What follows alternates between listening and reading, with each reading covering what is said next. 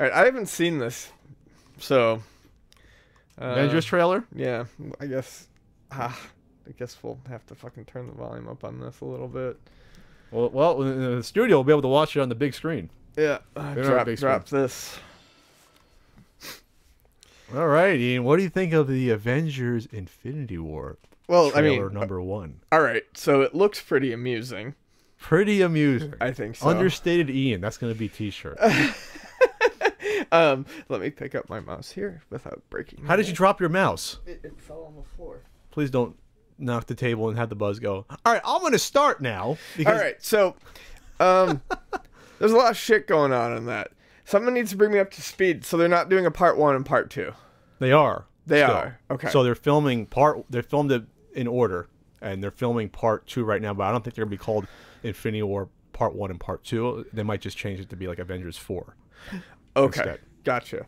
And that will end officially this fucking incredible, by then 11-year run of movies. Right. Unprecedented run of over 20, it's ended up being like 24, 25 movies over like 11 years, something ridiculous. That, you know, starting, I think phase 4 technically starts, I think, after Avengers 3 with Ant-Man and Wasp.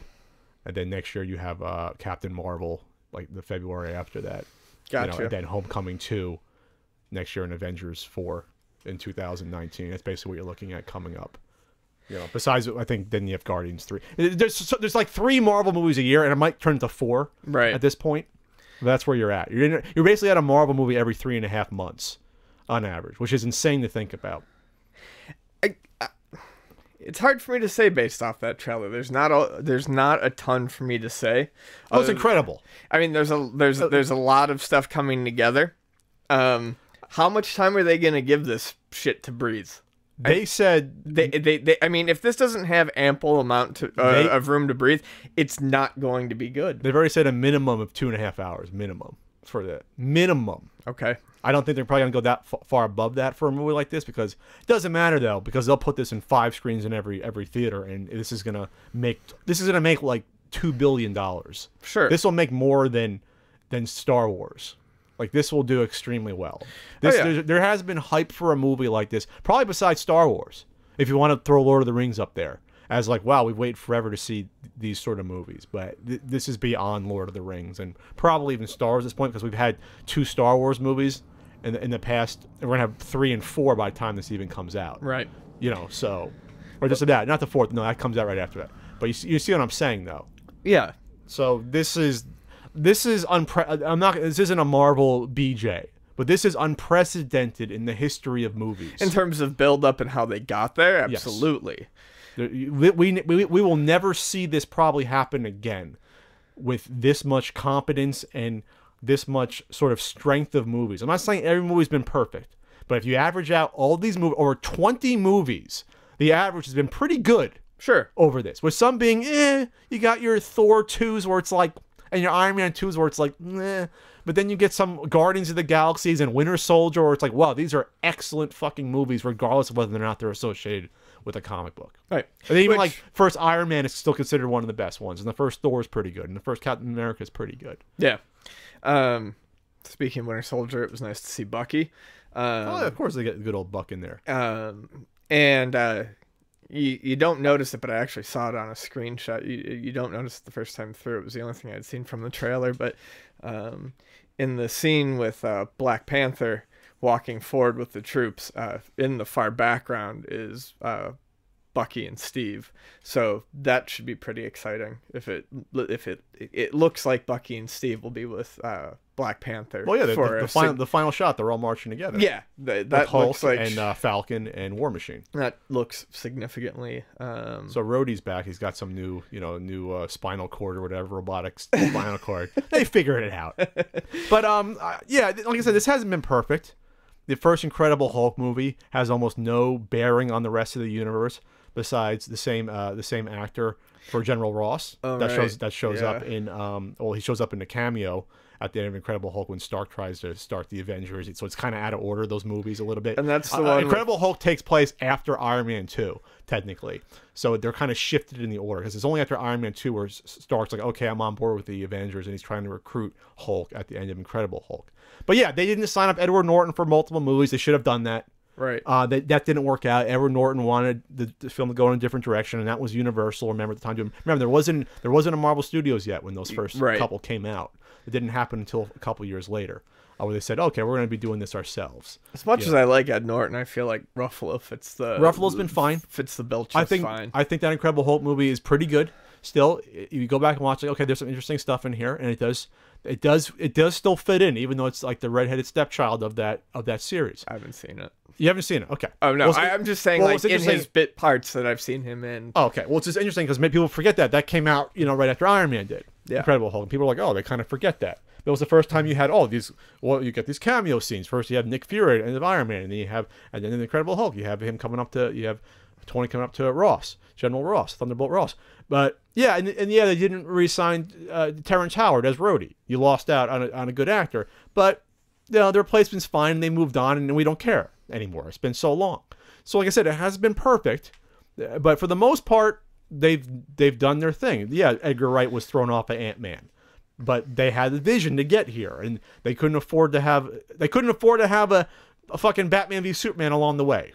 Right. They couldn't afford to have a Justice League along the way to sort of throw the whole fucking thing out of whack. And for a plan that's been in action for this long. Remember, yeah. This movie was planned 10 years ago. Right. They wanted to get here.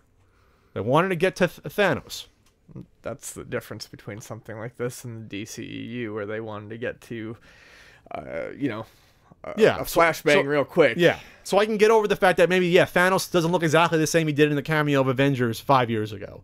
He looks decidedly different because now they're modeling the face from Josh Brolin. So yeah, he looks different. Skin tone's a little different, but whatever. Maybe it's different in space, blue versus a little purple. I don't fucking care because the movie looks good and we're actually invested in these characters because we've seen them. Some of these characters we've seen in like 7 movies. Yeah, I'll live. But can we give him a hat? They looked weird without a hat. They did. They explained it though. They said that he's on like a spirit quest to get the stones, so that's why he's not in warrior mode. He's like, this is like almost like philosophical to him. So it's like, yeah, it makes sense. They'll put him in at some point, but he's Thanos. He doesn't need armor. He's already no. I'm just saying he looks, he looks a little cold, walnutty. People say he looks like Steve Austin. He kind of does. So when he comes out of the portal, looks like a walnut. But this is it. Now, am I sad that we still don't have fucking Fantastic Four? Yeah, I'm sad. But supposedly the talks have picked back up between Fox and Disney to acquire the non-sports and non-news part of Fox. So, yeah, I mean, it would have been great get Homer Simpson in there too. If Fantastic Four and the X-Men got to be part of this, but since they're filming already Part 4, if they get Fantastic Four in there, it might be too late unless they cameo them in there. Right. But they could probably figure something out. All I know is this. All I know is not just me, that if I could walk into Avengers 4 in the summer or whatever, May 2019, and you get 10 seconds of seeing them in the distance helping out. You see the Human Torch and some stretchy arms and a rock guy, and you don't see the Invisible Woman because you can't. The crowd will go fucking ape shit. Right. Just from 10 seconds of it. And it doesn't matter if you have to recast the actors or a couple, because 2 will be CG or whatever. You see what I mean, though? Like people will lose it, and rightfully so. That the first family of Marvel will be finally back home and give him a big hug and give him a proper movie. Right. Because Frank's not getting any younger. And he's got to see that. He's seen a great Daredevil series. Right. He's never going to get a Doom Patrol movie or Challengers of the fucking Unknown, but he might get a Fantastic Four that's worth a while. He's not going to get a Turok. Oh, no, there was an animated Turok movie that was pretty good. It came out a few years ago. Oh, okay. It was actually pretty good. Very, very violent. So, no, this is going to make all the monies. I think you got the Russo brothers doing it, and they did Winter Soldier, and they did Civil War, and they were going to do these 2 Avenger movies, and these guys come from relatively being unknown comedic directors, and now they're like the fucking kings of the geek world now after this. It's like the weirdest thing. But they put together a good product. I just rewatched some of Civil War, and it's like, there's some heavy stuff going on in Civil War. Sure. But I'm going to say this. that they owe Robert Downey Jr. all the fucking money in the world for anchoring this universe. Oh yeah. Like, I don't care how much more he asked for to appear for 20 minutes, $20 million. Give him all the money. Yeah. Because he has been the anchor. He has. Since 2008. He's been the consistent one. It's going to be real weird when they start swapping actors out. Or kill them off. They're probably going to kill off some of them. Can't you just recast them? Because it's like, you know, in comic books, they don't look the same. Spider-Man changes his look when you have a different artist. Just treat it like that. It's a little different. No, it's not. James Bond, they recast them every 8-10 years. I don't want to see him have to kill off Spider-Man in 8 years. Okay? I'm not emotionally prepared for that experience. All right? Enough. I'm going to be bawling when, spoilers, they probably kill off bearded Captain America. Okay, right. I'll be fucking losing it in the theater. I don't think we should have to experience that. Yeah. You know what I mean? They're already planning to kill off Affleck Batman. So that's already after 2 fucking movies. Batfleck. So that's all right. So this is gonna be fun. It's gonna make a lot of money, and yeah, it'll be fine. You know, I just hope Thanos don't kill my Spidey. Don't do that. It's too early. It's far too early.